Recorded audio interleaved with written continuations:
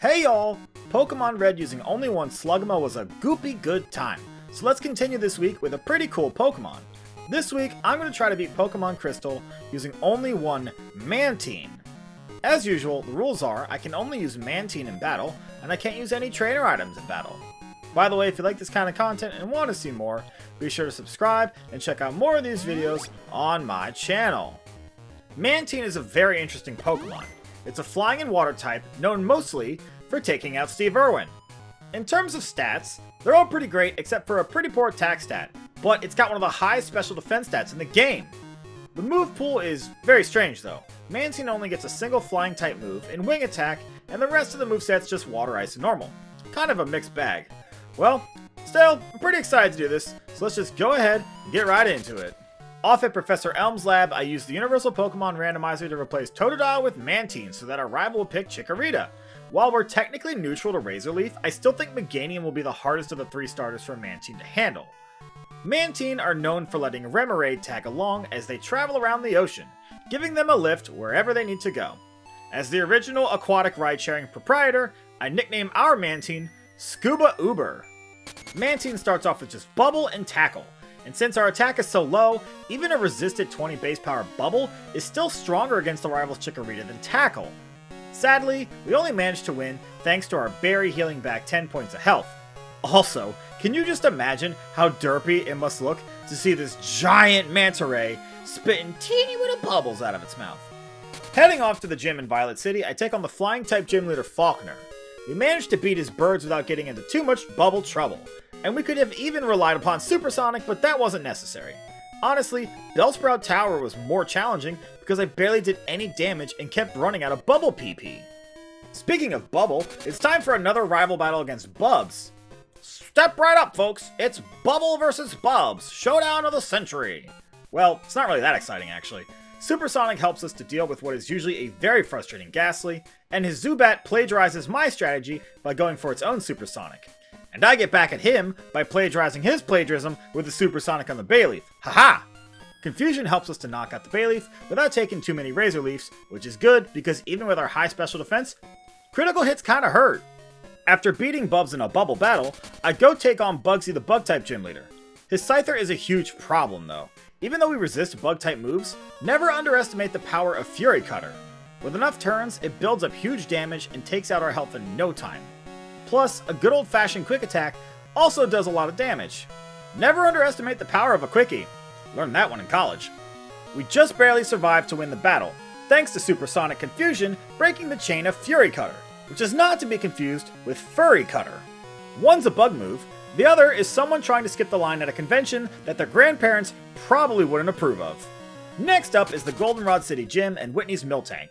This gym is basically the same problem as with Bugsy, but it's even worse.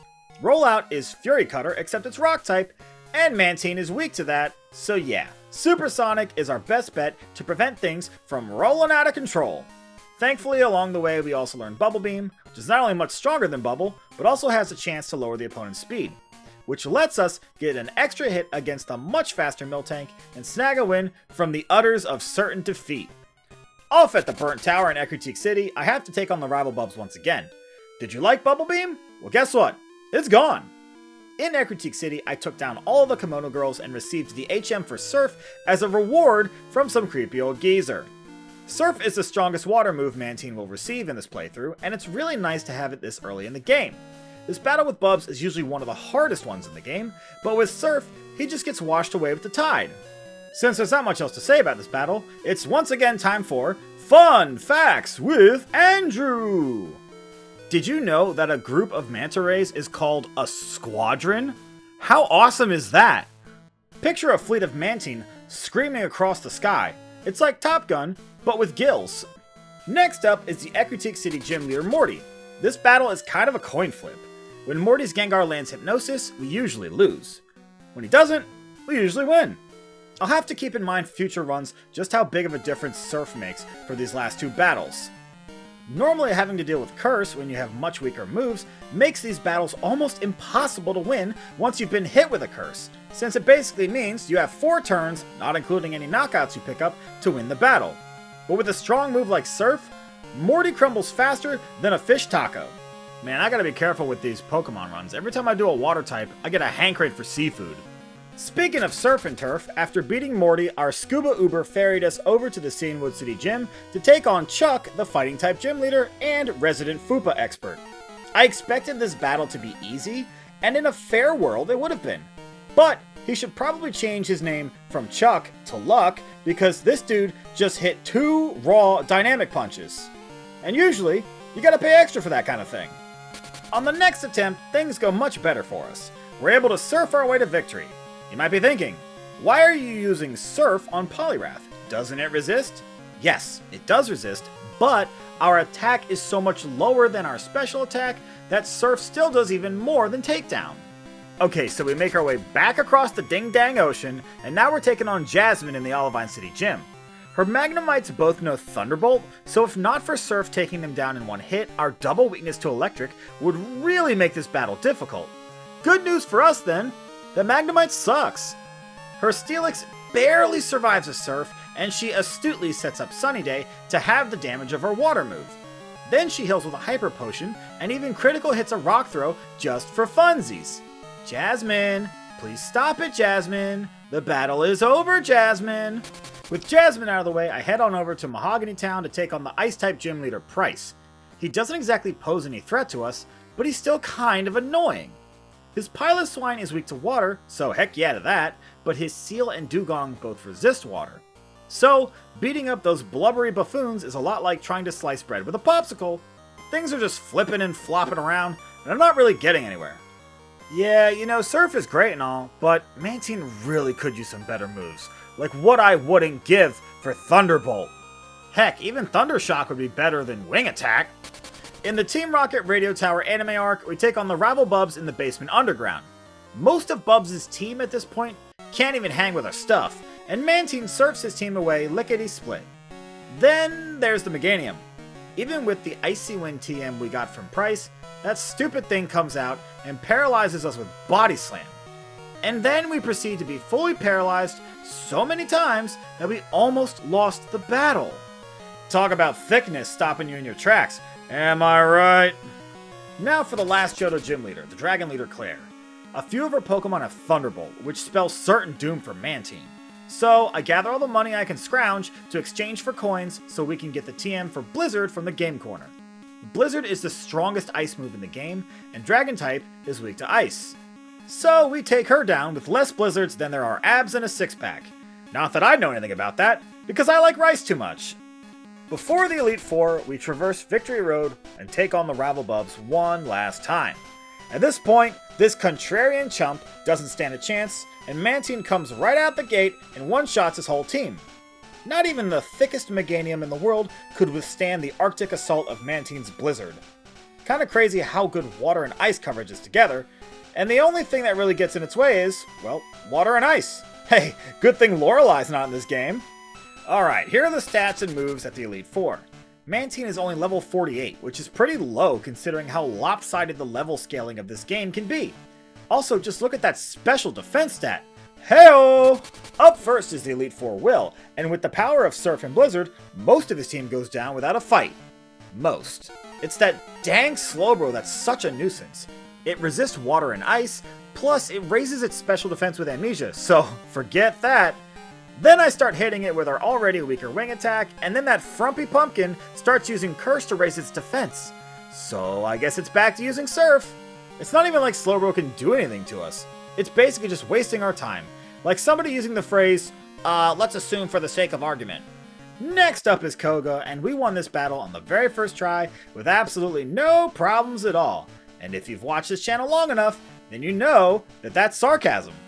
And if you didn't, I'd like to talk to you quickly about your car's extended auto warranty. Koga's whole team likes to spam evasion moves, so a lot of the times we're missing our moves left and right, much like an uncle who dances entirely with his elbows. Thankfully, we learned Confuse Ray at level 49, which helps put the odds back in our favor. Confuse Ray is basically supersonic, but it doesn't miss, so it's way better. Kinda like a dad at a wedding who learned a long time ago that it's all in the hips, baby. Things with Koga don't work out though on the first try, and like someone who doesn't learn anything from a breakup, we keep jumping right back into it until things eventually work out. It's a shame Koga got half of our stuff. That part's really sad. Next up is Bruno, and I can't believe I have to say this yet again, but I actually lost to Bruno. And I know there's some people in the comments that think that I'm being a little hard on Bruno. And to those people, I just want you to know that I don't care. His Hitmonchan paralyzes us with a Thunder Punch, and then, of all Pokemon, his Onix takes us down. That's right, the Pokemon tied for the 21st lowest attack in the game just rocked our friggin' socks. On the next attempt, the Mantine doesn't get paralyzed by Thunder Punch, and the Onix doesn't get the chance to Rock Slide. But Machamp does, and it does a metric butt ton of damage. Good thing the Hitmonlee goes down in a single hit, otherwise, I might have lost to Bruno twice, and nobody should have to suffer such embarrassment. Next up is the Dark-type Elite Four member Karen, and I'm going to say something here that I rarely ever get to say. I beat her on the first try. That's right, no Scumbreon trolling us, no Stun Spore paralysis from the Vileplume, and no Tricky Licks from the Gengar.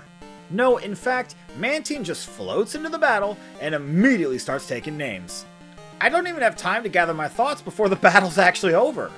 Dang, Mantine, are you trying to earn a trophy or something? But don't, because there's no trophy. We do not have the budget for a trophy on this channel. Last up is the champion battle with Lance. Lance has got a team full of dragons that are weak to ice, so the only thing standing between us and being the champion is Blizzard's accuracy. Essentially, it all comes down to whether or not Mantine can read the bottom line of that vision test you have to do at the doctor's office. And all is going according to plan, except, Mantine reads a C as an O and misses Blizzard. But Dragonite thought it was a Q, so its Thunder Wave missed. Then Aerodactyl comes in and tries to mansplain how it's actually a D, so it misses Rock Slide, which is good, because that's both super effective and has a chance to flinch. Thank God for toxic masculinity, otherwise we might have lost this one. And with Lance defeated, we have become the champion of the Pokemon League, but you know the run isn't over yet. I'm always going to consider beating the final trainer Red as the true ending, unless of course a Pokemon is just impossibly bad. With the Elite Four defeated, I hop on the SS Aqua and sail on over to Kanto to take on their 8 gym leaders to earn the right to challenge Red atop Mount Silver. Before that though, I have to beat Lieutenant Surge, which actually proved to be easier said than done, considering Mantine is double weak to electric. His lead Raichu loves to come out and paralyze with Thunder Wave, and then crunchatize us with Thunder. Even though we survive, the paralysis means any one of his other Pokemon are free to finish us off. And you might be thinking it's all gravy as long as we don't get paralyzed, right? Well, Confuse Ray helps a lot with that, but then Lieutenant Loser comes out and pulls double team evasion strats with his Electrode, which there are 2 of, by the way. This jerk even has the nerve to style on us by finishing off Mantine with Explosion of all moves. What's the point of making it so I can't hit you if you're just gonna blow up? I can't believe how many tries it took me to beat Lieutenant Surge of all people. Up until this point in the run, it's been pretty smooth sailing for our Oceanic Kite, and this is the first battle where I had to reset many times before even coming close to winning. And that's not a good sign for Red, people. Alright, it's finally time to take on the strongest of the Kanto gym leaders, Blue. He's got some really good Pokemon, but even so, Mantine has got you covered. We can hit 4 of his 6 Pokemon for super effective damage, and really his most difficult Pokemon is the Gyarados, which can't do much to us anyways. God, if only Mantine can learn Thunderbolt. I know I said this before, but this thing would be perfect. Still, we get taken down to pretty low health between Gyarados' Hyper Beam and Arcanine's Extreme Speed, but we win all the same. Pretty surprising though to see Mantine beat Blue at this low of a level. When I started this run, I was not expecting it to do this well. Alright, time for Red, I guess. Oh wait, did I say Red? Just kidding, it's time to take on Misty. Wait, I thought you said you already had all the other badges. Yeah, well, I lied. Welcome to America, bucko. That's what it's like here. This battle was just as hard as Lieutenant Surge, thanks to a move that Lapras knows called Perish Song. VGC people will know, but Perish Song is a move that makes the Pokemon present when it's used faint in 3 turns. Normally when this happens, you would just try to switch out, but that's not possible in a solo Pokemon challenge run. What's worse is that we have to get through her Lapras and Starmie, both of which take several hits to go down thanks to her resistances. I lose many times to Perish Song, and by the way, how bad does a song have to sound for it to knock you out? My guess is William Hung covering Mariah Carey's Emotion. I perish the thought. Now that we actually have all the badges, it's finally time to take on Red. So, remember how he leads off with a Pikachu? Oh yeah, and remember how we're double weak to electric? Oh yeah, and remember how Lieutenant Surge embarrassed us? Yikes! While I'm proud that Mantine managed to get to red at such a low level, it's just not possible at this point. After grinding to the perfect level, I've tried to take on red again, and with a little bit of luck, I'm able to make it past the Pikachu. Even though I do, we still take plenty of damage from Espeon's Psychic. Doesn't Mantine have great special defense? Yeah, we do. Doesn't Espeon have great special attack? Oh yeah, it does, that's right. Still, the Snorlax is just way too tanky and hits way too hard. I'm sad to report, our level has failed us.